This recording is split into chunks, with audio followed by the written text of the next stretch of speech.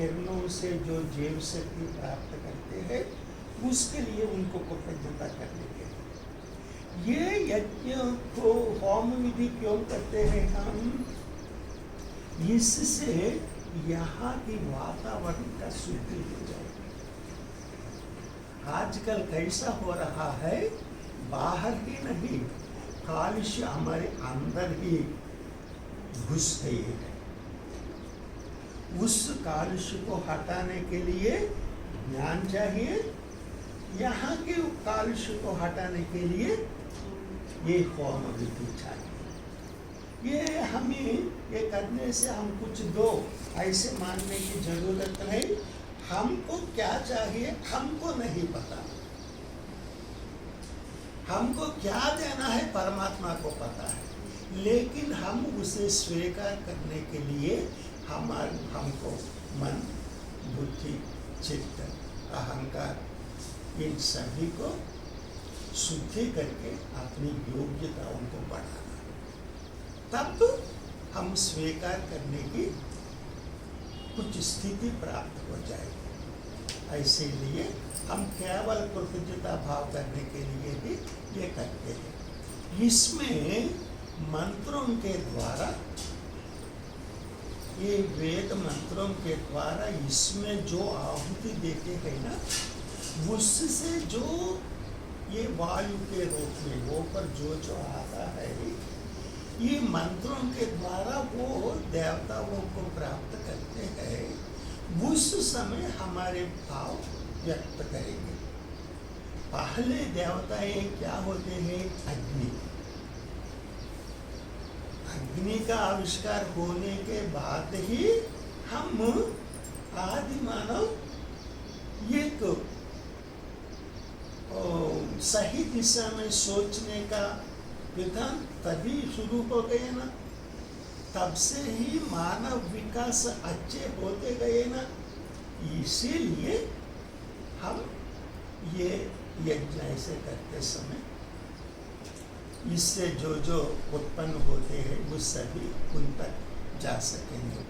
और इसमें अग्नि हो, वायु हो, वायु वर्ण अलग अलग नहीं, ये सभी तो यहाँ भी है।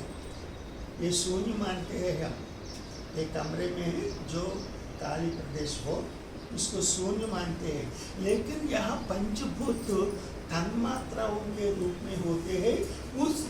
इस आंखों से उसको नहीं देख पाएंगे। उसको देखना चाहिए तो हमारे अंतर नेत्र खोलना चाहिए, तब ही ये दैवी तत्वों को कुछ समझ में आएगा। ऐसे ये अग्नि, वायु, सूर्य और प्रजापतियां हमारे शरीर की भीतर यहाँ होते हैं। गृहस्थ धर्म में वो उस पारंपर से जो आते हैं वही, लेकिन आध्यात्मिक मार्ग का भीतर है प्रजापतियां। और सूर्य के साथ साथ जो जीव शक्ति को उत्पन्न करने वाली सोम देवता, और ये हर एक पौधे एक औषधि है, उसको जानने की शक्ति और देने वाले उसका वैद्य के रूप में देने वाला धन्वंतरी। ये सूक्ष्म में जो होते हैं, सूक्ष्म रूप शरीरधारी दिव्यात्मा भी यहाँ संचार होते रहते। वो लोग हमको किस किस को क्या देना है उनको भी कुछ पहचानने के लिए वो ऐसे लोगों को वो विश्व देवेभ्य ऐसे नाम से पुकारते हैं। उसको भी स्वाहा के रूप में ये बांटते हैं। उसके बाद ये अंतर नेत्र खुलने के लिए मन बुद्धि काफी नहीं होता, उसके लिए प्रज्ञा की आवश्यकता है। ये विश्वरथ नामक एक राजा ने राजर्षि होने के बाद वो महर्षि हो गए, ब्रह्मर्षि भी हो गए, विश्व के हित के लिए गायत्री छंदस में एक मंत्र दिया सूर्योपासना के लिए, वही गायत्री मंत्र। गायत्री मंत्र 3 बार कहते हुए वो भी यहाँ अर्पण करेंगे, स्वाहा करेंगे। और सभी होने के बाद हमारे आरोग्य हो। और कोई मरण से कई लोग डरते हैं। आध्यात्मिक क्षेत्र में रहने वाले डरते नहीं। ये सीमा जी ने बताया ना गुरु जी के बारे में, वो सोची तो मैंने कहा उनको, गुरु जी से कहा आप ऐसा करने की आवश्यकता नहीं, तुरंत आपको ये हॉस्पिटल में रहने की ये विधान हमारी नहीं, आप आइए, बाहर आइए। मैंने कुछ एक बताया, एक श्वास के बारे में बताया, तुरंत 15 मिनट में उनको फ्री हो गया। फिर वो फ़ोन किया, मैं हो गया। लेकिन ये विश्व प्रणाली को कोई हटा नहीं पाया। देखिए श्री राम हो, श्री कृष्ण हो, उनके जीवन में कई कष्ट लोग ऐसे जीवन। सृष्टि नियम को नियति करते हैं, उस नियति को अवतार पुरुष ही हटा ना सकते। हमारे साधारण गुरु तत्व में रहने वाले ये शरीर छोड़ने के लिए वे तत्पर होते हैं। हमारे जीवन में जो विषय, आनंद के विषय हर समय उसको याद करते हैं, उसी तरह शरीर छोड़ते समय महात्मा लोग उसके लिए आनंद से स्वीकार करते हैं।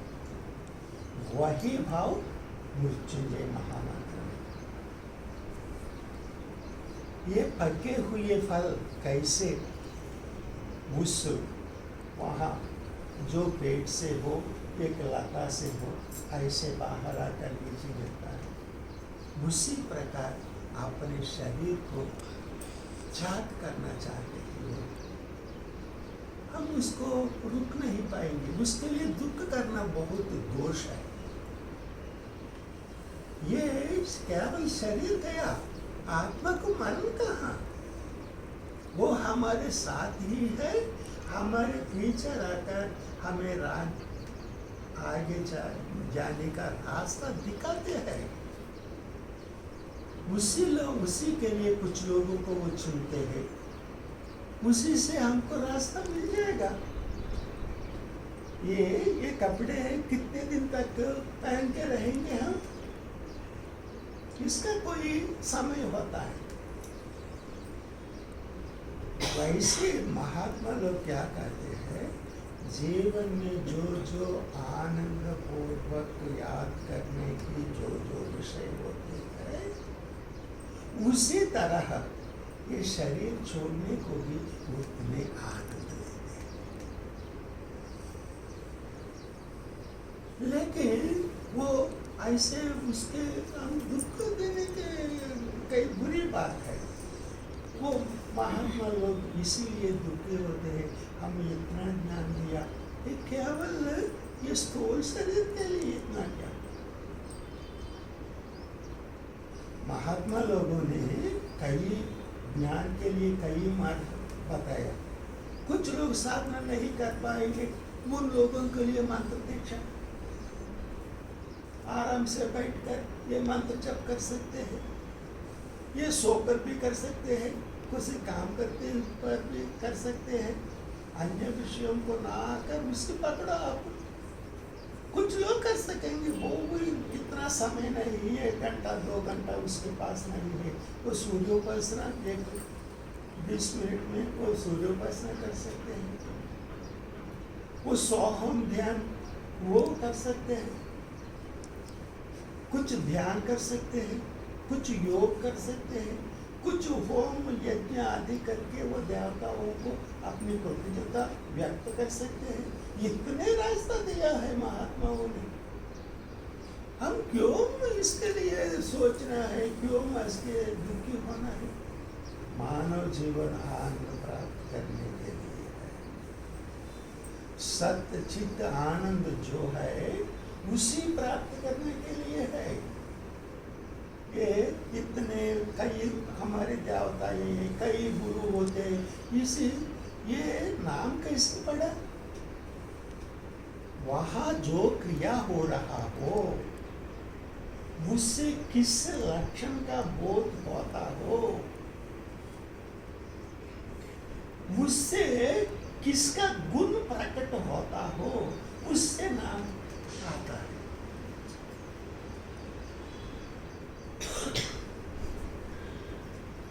महादेव को देखो, ये आदि योगी के रूप में वो प्रकट किया। उसके बाद कई वैद्य सिखाते समय वैजनाथेश्वर हो गए, नाट्य दिखाते समय नटराज हुए, आनंद को प्राप्त करते समय शिव हुए, वो आनंद का परमोन्नत स्थिति में परम शिव हुए, उस आनंद को सदा रखने के लिए सदा शिव बन गए। ऐसे ऐसे इतने लायक। उसी प्रकार गुरु भी एक नाम और गुरु के लिए सीमित नहीं है, वो तत्व है। वो गुरु माने प्रेम तत्व है। वो सभी रूपों में भी होता है, सभी तत्वों में भी होते हैं। इसके लिए कोई ऐसा होने की आवश्यकता नहीं। यहाँ ऐसे ये अब जो गायत्री छंदस के बारे में महामृत्युंजय मंत्र, हम हमारे रुग्मता है उनको ऐसे छोड़ने के लिए ये कर सकते हैं। और अगर ये जन्म लिया वो अंत में मरण भी होना चाहिए। शरीर लिया, शरीर छोड़ना चाहिए, लेकिन उसका कोई ऐसा कोई भाव नहीं है। इसीलिए उस भाव को व्यक्त करने के लिए महामृत्युंजय मंत्र से भी 3 बार आहुति देंगे। हर गुरु को हम नाम के रूप से नहीं बता पाएंगे, इसीलिए गुरु माँ का तत्व ही दत्ता है, वही ब्रह्मा है, वही सृष्टि का मूल का जो मूल तत्व है, उसी नाम से दत्तात्रेय के नाम से 3 बार आहुति देंगे। और इसमें कोई त्रुटि आ सकती हो, वो एकाग्रता में भी हो, उच्चारण करते समय कोई त्रुटि हो, ये हमारी जो वस्तु का उपयोग करें उसमें कोई त्रुटि हो, इसको प्रायश्चित करने के लिए एक मंत्र के साथ मीठा पदार्थ आहुति देते हैं। उसके बाद पूर्णाहुति, उसके बाद योग जो मंत्रहीन क्रियाहीन ऐसे ऐसे कर करके, और कुछ एक कर्पूर से, कर्पूर बहुत जो जलता है पूरे जलता है, उसी प्रकार हमने जो अर्पण कर रहा है आपको, हम संपूर्ण आपको अर्पण कर रहा है, ऐसे भाव से वो उससे घी मिलाकर ऐसे ऐसे करके कुछ उन जो शक्ति मिलता है यज्ञ वृक्ष से, वेद माता से जो शक्ति मिलता है उसको प्राप्त करने के लिए ऐसे 3 बार ये अंदर लेना है। उससे ये फेफड़ों ये सभी शुद्धि होता है, क्योंकि आजकल के जमाने में बाहरी कालुष्य नहीं, हमारे मन में भी कालुष्य जम गया, उसको भी शुद्धि करने की आवश्यकता पड़ती है।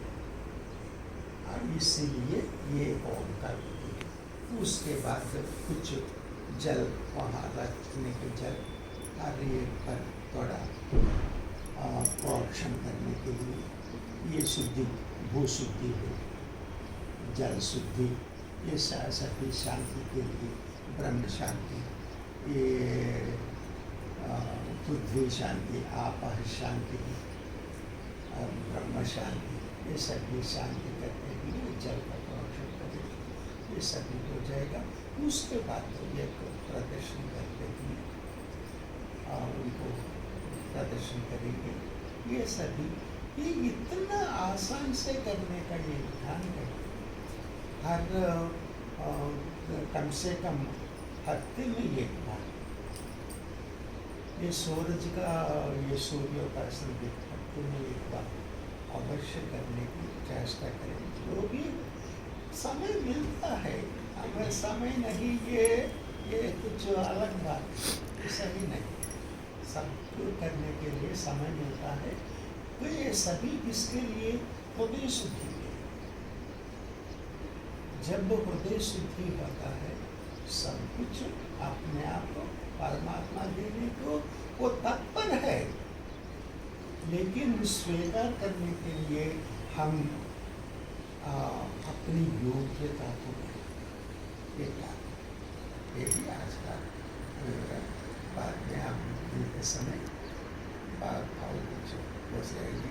अब आप ये होम विधि को आरम्भ करेंगे।